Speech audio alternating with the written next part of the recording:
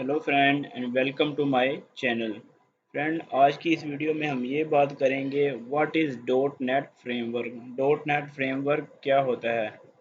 So dot net framework से बात करने से पहले मैं आपको ये बताना चाहता हूँ कि डॉट नेट को माइक्रोसॉफ्ट ने डेवलप किया था। माइक्रोसॉफ्ट ने इसको क्यों डेवलप किया था, इसकी वजह ये थी।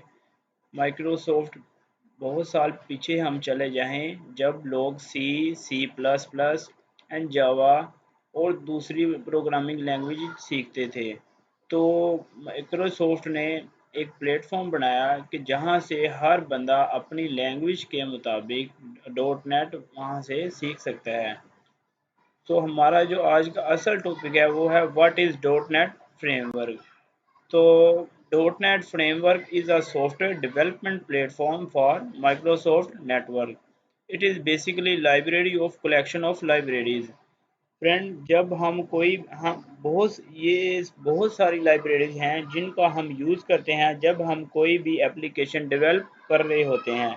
और अगर आप डॉट नेट लैंग्वेज को इस्तेमाल करके कुछ आप विंडो एप्लीकेशन बना रहे होते हैं तो उसकी लाइब्रेरी सेपरेट है, और जब आप वेब एप्लीकेशन या मोबाइल एप्लीकेशन बना रहे होते हैं डॉट नेट को यूज़ करके तो उसकी जो वो लाइब्रेरी है वो सेपरेट है।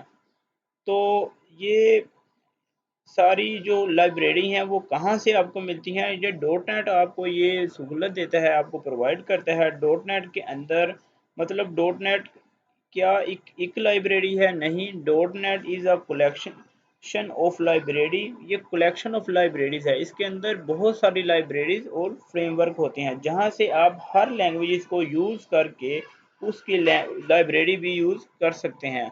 सो इसलिए डॉट नेट को बनाया गया कि जिस बंदे को कोई लैंग्वेजेस आती हो, जैसे अगर किसी बंदे को सी प्रोग्रामिंग आती है तो वो सी डॉट नेट आसानी से डॉट नेट से सीख सकता है। अगर किसी को जावा आती है तो वो जे डॉट नेट सीख सकता है। अगर किसी को सी एंड सी प्रोग्रामिंग आती है तो वो सी डॉट नेट सीख सकता है। और अगर किसी को विजुअल बेसिक आती है तो वी बी डॉट नेट सीख सकता है। अगर किसी को क्लासिकल ए एस पी आती है तो वो A S P dot net सीख सकता है।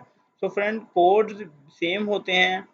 तो ये था dot net framework. Dot net framework ये था कि जिसमें आपको अगर कोई भी लैंग्वेज आती हो तो आप उस पर वर्क करके कोई मोबाइल एप्लीकेशन बना सकते हैं, कोई वेब एप्लीकेशन बना सकते हैं, कुछ भी आप बना सकते हैं। और आपको एक लाइब्रेरी का मुकम्मल प्लेटफॉर्म आपको यहाँ से डॉट नेट से मिल जाएगा। सो आई होप आपको ये वीडियो अच्छी लगी होगी और आपकी इन्फॉर्मेशन में भी ज़्यादा इजाफा हुआ होगा। अगर आपको वीडियो अच्छी लगे तो वीडियो को लाइक करें, अपने दोस्तों के साथ शेयर करें और मेरे चैनल को सब्सक्राइब करें। And thanks for watching.